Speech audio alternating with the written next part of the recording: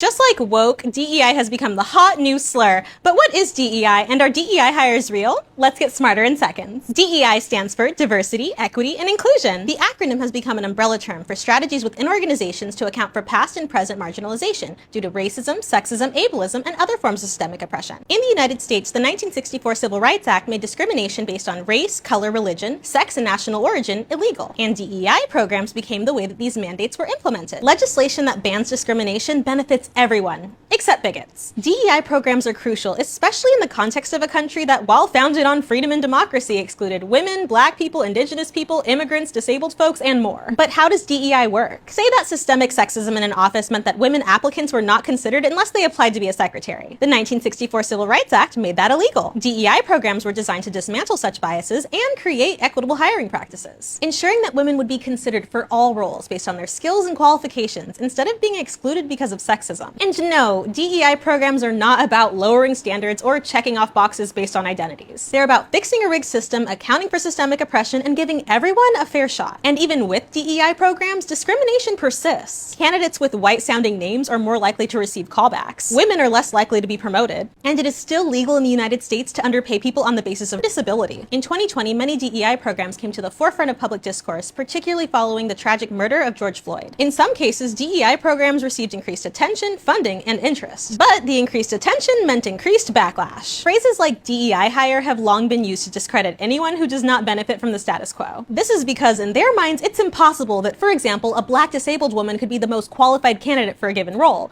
which says more about them than it does about her. In their minds, we need to go back to a time before the Civil Rights Act, before DEI programs, when only well-connected wealthy white men could be considered for leadership positions, and companies didn't have to consider anyone else. But that's white supremacy, the false and harmful idea that white Western Europeans are inherently superior and should therefore rule society. It's also patriarchy and any oppressive ideology that says only a select few people are capable, intelligent, and human enough to be included. So it's no surprise that the same people who want to ban DEI programs are the same ones trying to ban us from learning why we needed them in the first place. And in some cases, they have been successful. Anti-DEI efforts are about restoring white supremacist patriarchal control, not about fighting for freedom. I've been accused of being a DEI hire before, but I would rather be hired based on my skills in a fair process than simply selected because a supremacist thought I would reinforce the status quo. Smarter in seconds.